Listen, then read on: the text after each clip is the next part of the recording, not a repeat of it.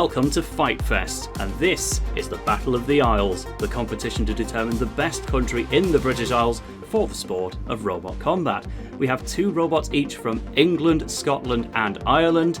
Originally, those countries will face off against each other to leave 1 representative for the country, and then, after a loser's melee to reinstate one of them, we will have 4 robots remaining until we have head-to-head knockouts until 1 country remains.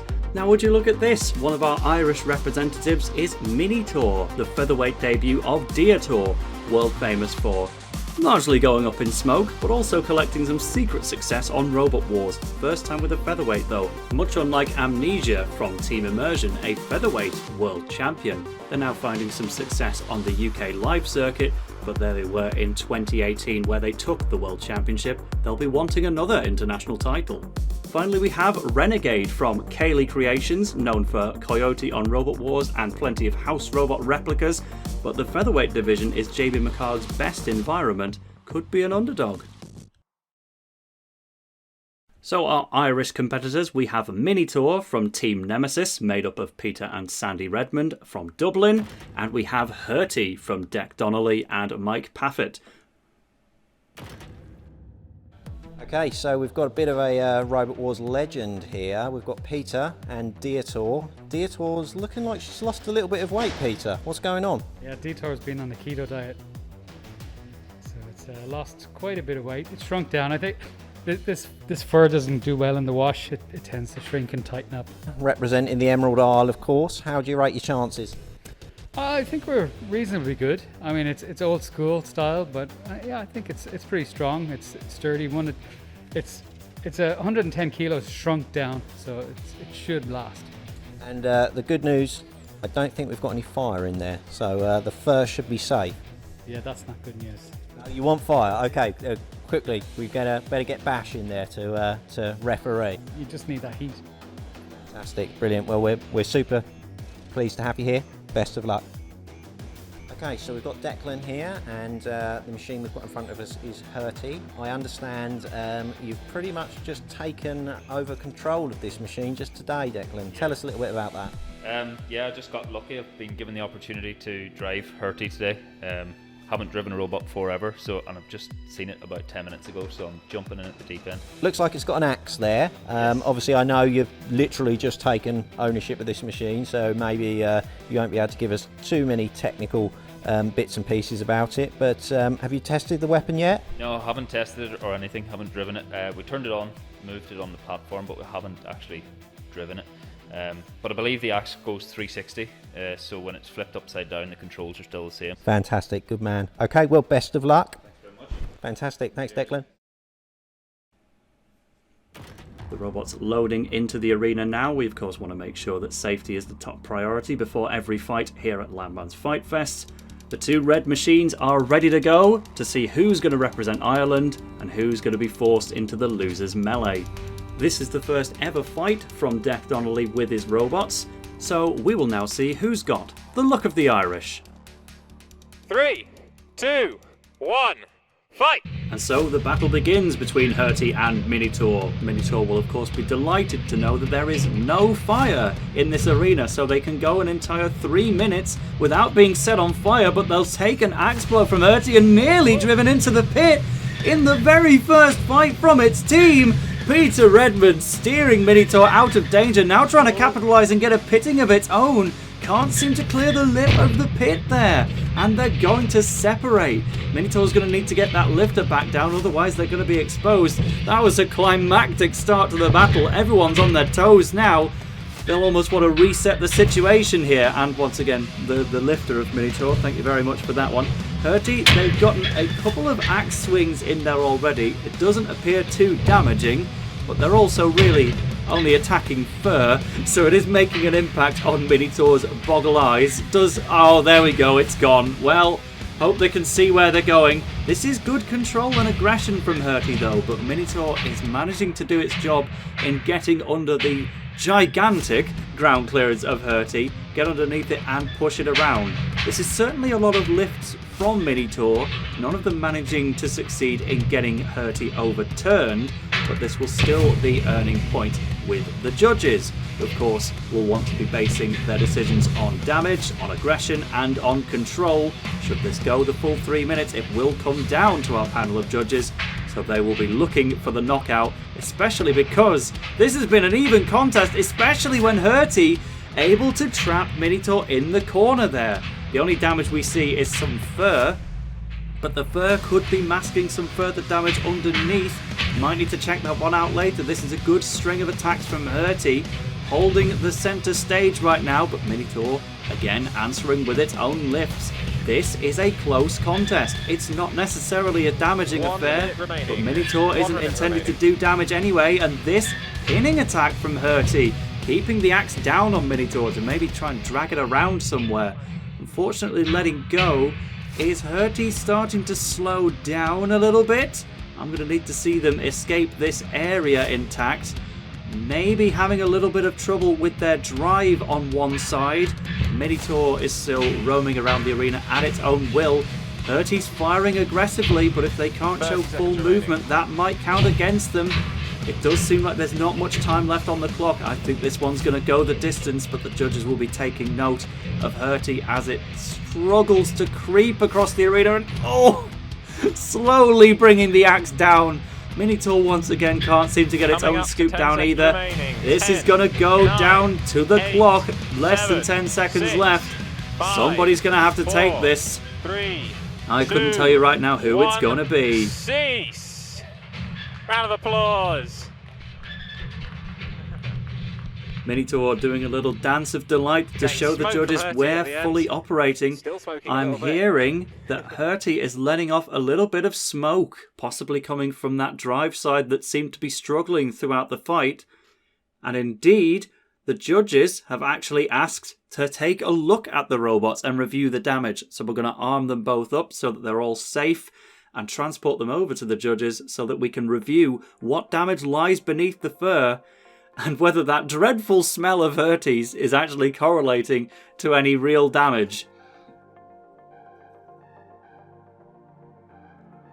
There we go, beneath the fur of Minotaur we see some plastic 3D print, a little bit of dents, missing eye, not too bad on the whole.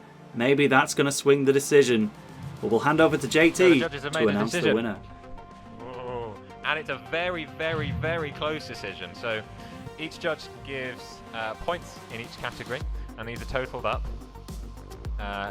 And 2 of the 3 judges had it as a dead heat. And the 3rd judge has it by 1 point. So the winner by 1 point across 3 judges, which is frankly amazing, is Deartor Light. One of the most unusual split decisions we've ever had. 2 judges opting for a draw, but 1 went for Minotaur, and that was all it needed for the Republic of Ireland to move on to the second round. Okay, we've got Callum here from Cutting Edge Robotics. Callum, tell us a little bit about your machine, please.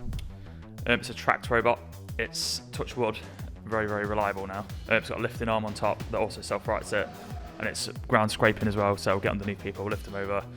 But its primary kind of form of attack is a really hard ramming plough on the front, so it's good for taking on spinning weapons and stuff like that. Now, with regards to the tracks, there aren't too many robots that use tracks as a means of propulsion. Tell us a little bit, why tracks over wheels? Tracks over wheels, so I've done this since I was about 18. I'm now 31, and I've always done wheels. So tracks is just different and interesting, but it's like a nice engineering challenge. It looks better, and tracks all the way. I definitely agree. I think it does look awesome. Just briefly, tell us a little bit about the weapon.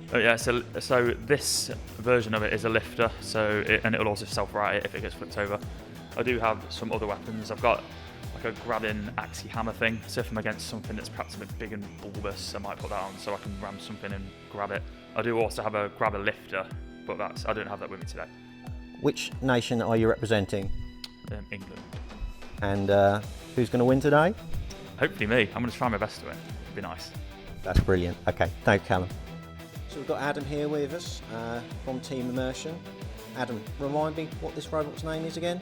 Amnesia. Can't see why I forgot that.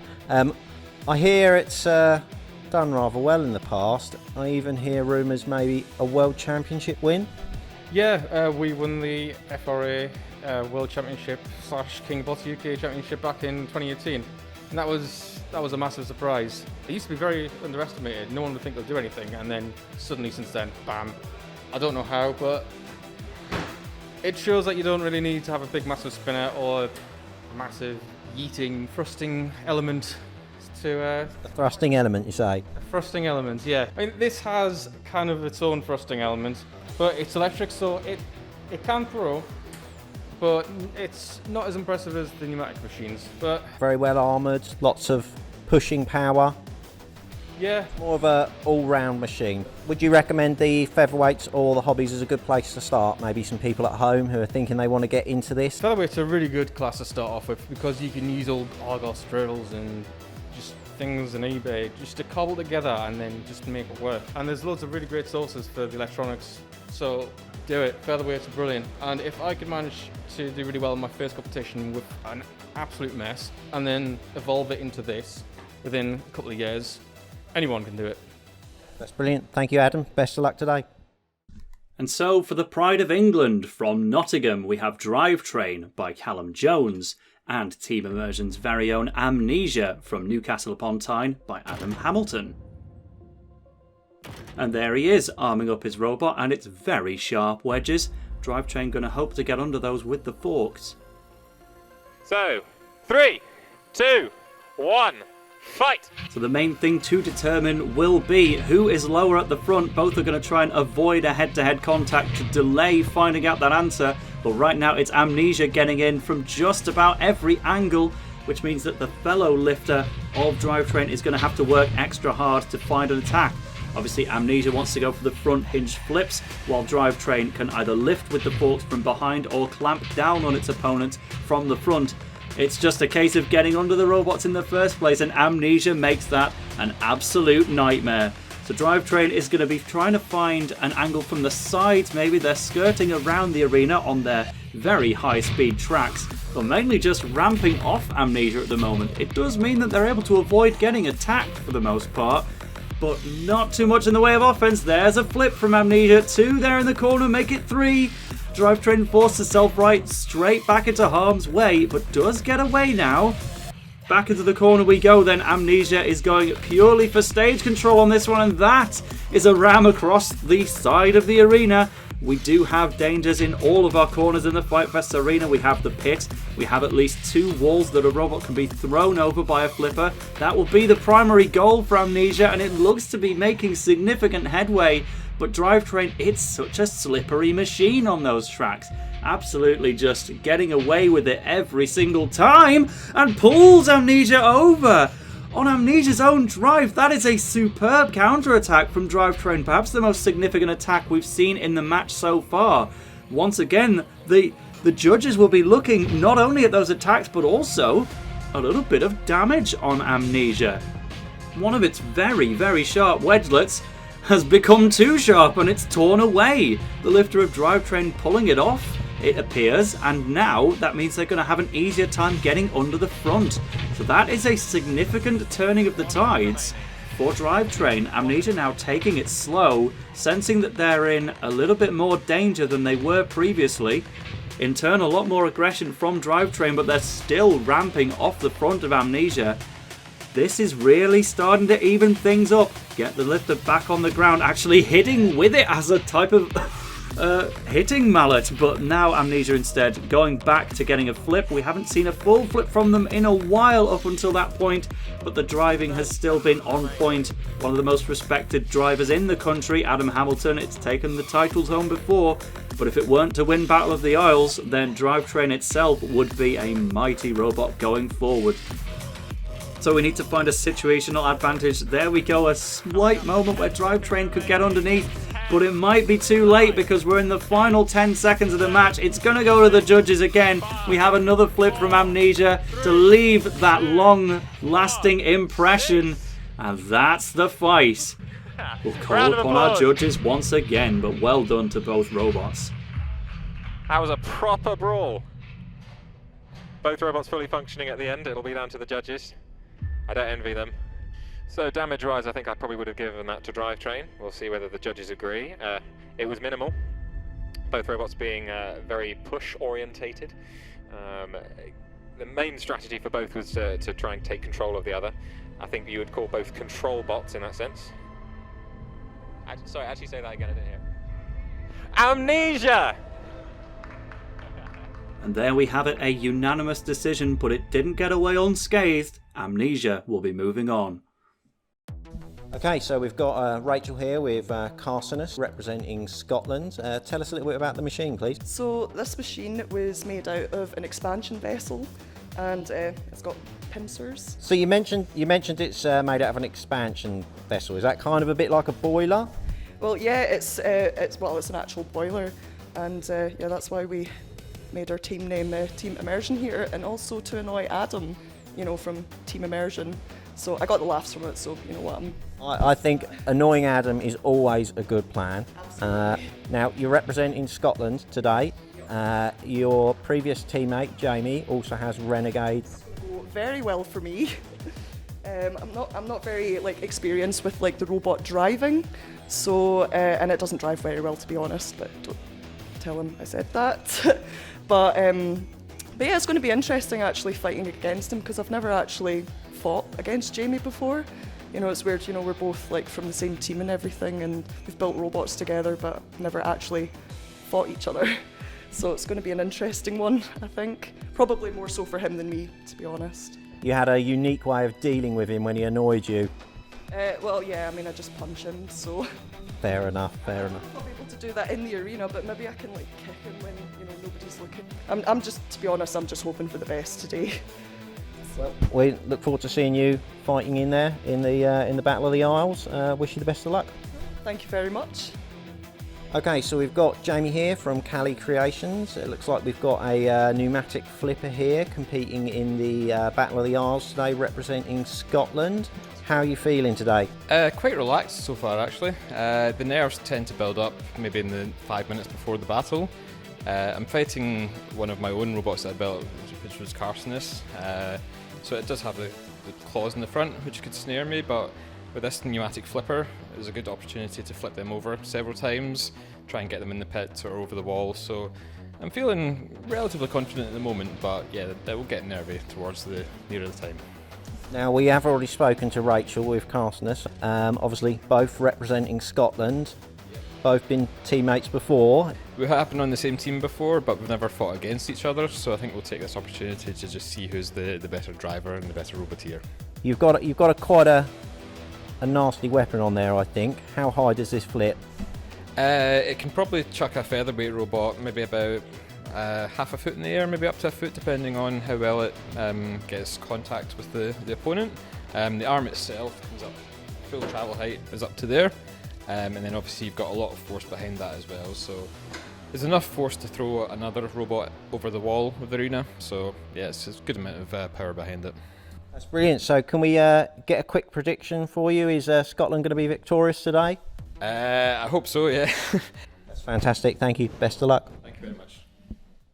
So in the battle for Scotland, its former teammates collide. Rachel Gibson and Carsonis will be going up against her former team captain Jamie McHarg and Renegade on Cayley Creations. So already loaded into the arena, as I said, is Carsonis, the adorable tyre and crab based grabber robot driven by Rachel. And now being loaded by Jamie is Renegade. Ready to go? Okay. Are we ready? So, begin in 3, 2, 1, fight! Well, it would be something of an upset if Carsonis were to defeat its former team captain in Renegade, but I tell you what, if it wins this, the bragging rights would be through the floor for Jamie McHarg, but actually managing to get what could be a winning shot there. No, instead choosing to free Carsonis. It was stuck on the arena sidewall. One of its pincer weapons was caught there on the wall, but Renegade is going to keep things going, make the battle for Scotland seem even more impressive, and as it launches Carsonis into the wall there, things are all looking up for Renegade right now. Everything could change if Carsonis were to grab one of those wheels, as it did look to be aiming for, but the wedge shape of Renegade just so easily sneaking under the high ground clearance of Carsonis, and that's going to leave one outcome. Flipped into the pit is Carsonis, and Renegade will be moving on for Scotland. Not Retrograde. So Cayley Creations have beaten their former teammate, but can they win the competition for Scotland? Only time will tell. FightFest Winter Challenge is sponsored by Team Immersion Engineering and Wranglebox. If you need high quality bespoke designs for your robot on the inside and out, get in touch with Team Immersion, we'll see what we can do. And if you need the parts to go inside the robot, all of the top of the range motors, speed controllers and everything else can be found at wranglebox.com. These two sponsors pave the way to success for all your engineering and fighting robot needs, so hit them up if you're interested, and thanks to them again for sponsoring. So we move into the losers melee. One of these 3 robots will be rejoining the competition, and one of these countries will have 2 robots in the semi-finals as a result. Will it be Ireland and Herty? Will it be England and Drivetrain? Or will it be Scotland and Carsonis? Time will tell. Representing England, we have Drivetrain. Representing Scotland, we have Carsonis. And representing Ireland, sort of, we have Mike driving Herty. Drivers ready. They look ready. Judges ready. Thumbs up. Okay. Starting in 3, 2, 1. Fight!